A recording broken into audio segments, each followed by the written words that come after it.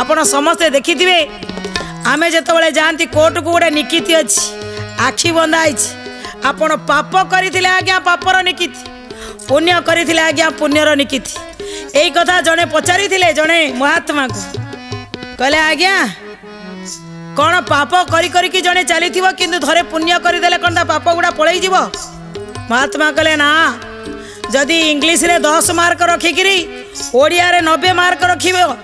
ताले कौन सर्टिफिकेट लिखा हम कि ये 50 सी 50 10 माने 10 90 माने 90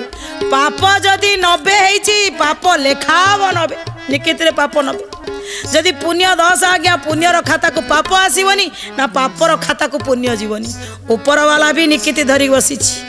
तेणु आपण जहाँ कर्म करेंगे आपण को सांगरे निश्चित जीव पुणी आपण ताकू धरिकी आसबे भगवान को जहाँ भूल भगवान कहले मु कौन क्या पाप निए कि अरे मु जी जेमी करदे मु समय अनुसार फेरे दे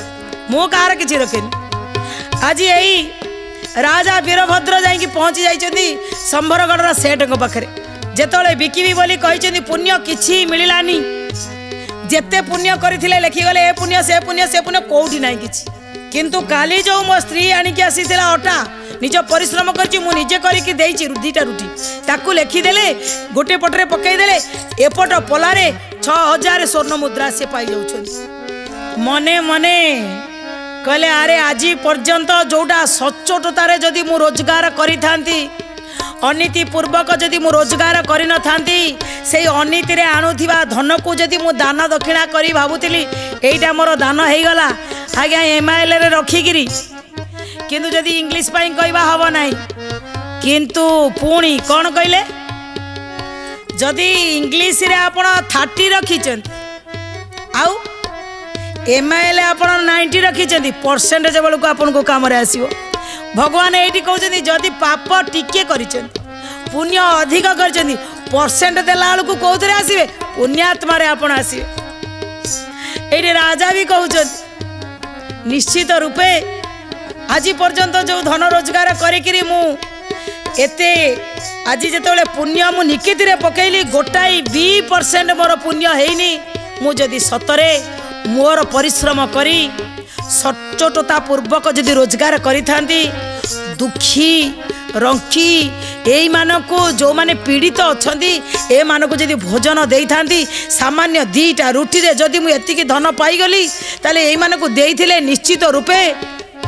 मो राजकर्म धन्य होई थांता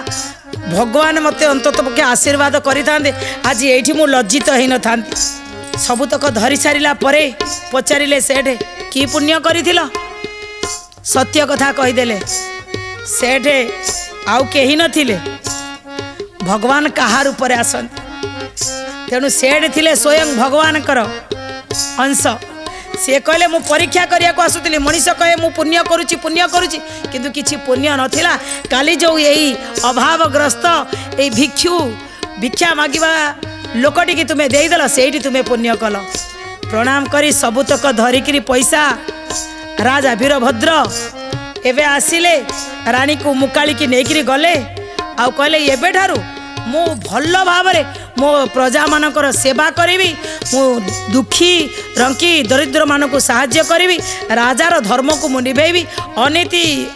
अन्याय दुर्नीति पूर्वक कौन रोजगार करी नहीं। दर्शक बंधु ये कहानी आमको कौन शिक्षा मिलला उपरे देखाणिया पुण्य न करी सतरे अन्य मानक पई थरे कांदंतु दरिद्र दुखी रंकी जी आसुचन ताको थरे भोजन दियंतु आज्ञा अन्नदान ठारू महत्व दान आउ किछि नै दियंतु देखिए आपणकर भी पुण्य हब निकित रे भगवान ओजन कला बेलू पुण्य रे आपन को पुणी भल जन्मटिए मिलिबो।